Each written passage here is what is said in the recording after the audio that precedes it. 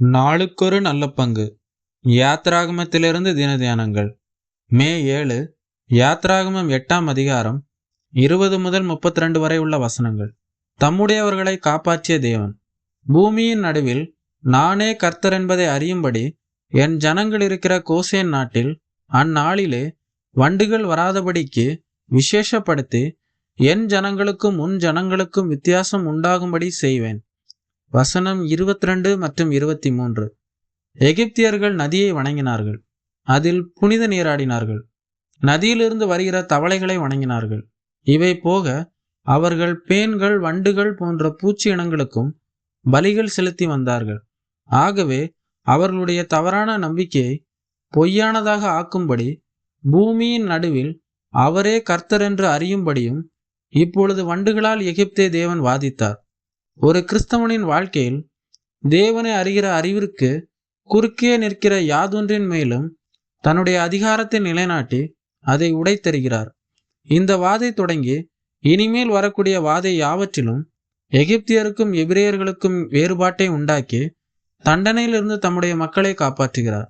இனி வரக்கூடிய அழிவிலிருந்தும் இவ்வண்ணமாகவே தேவன் தம்முடையவர்களை காப்பாற்றுவார்.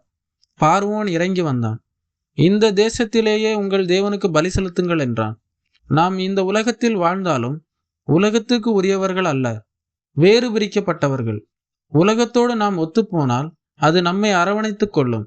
ஆனால் ஒளிக்கும் இருளுக்கும் ஒருபோதும் தொடர்பு இல்லை. எகிப்தியருக்கு மந்தை மேய்ப்பவர்களாகிய எபிரேயர்கள் அருவருப்பானவர்கள். அவர்களோடு உணவருந்தவும் மாட்டார்கள். நம்மையும் இந்த உலகம் இவ்வாறே கருதுகிறது. பாகுபாடு காட்டி புறக்கணிக்கிற எகிப்தியர் நடுவில் அவர்களுக்கு பிடிக்காத விலங்குகளை எவ்வாறு பலியிட முடியும்?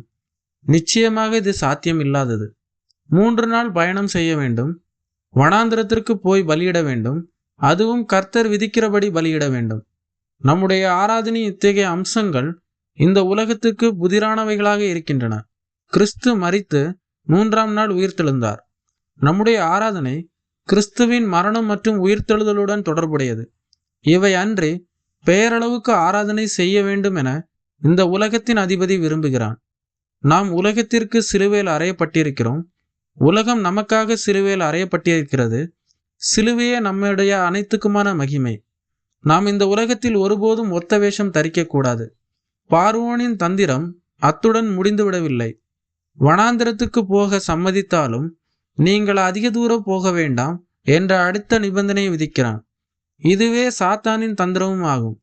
நாம் உலகத்தின் சிநேகிதத்தை விட்டு முற்றிலும் பிரிந்து தேவனுக்கென்று வாழ்வதை அவன் ஒருபோதும் விரும்புவதில்லை.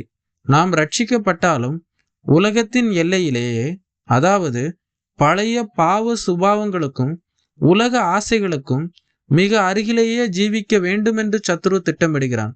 பிசாசின் எவ்விதமான தந்திர சமரசங்களுக்கும் இடம் கொடாமல் உலக ஆசைகளை விட்டு வெகு தூரம் கடந்து தேவனுக்கு மாத்திரமே முழுமையாக கீழ்ப்படிந்து வாழ்வதே ஆவிக்குரிய ஜீவியத்தின் உண்மையான விடுதலையாகும்.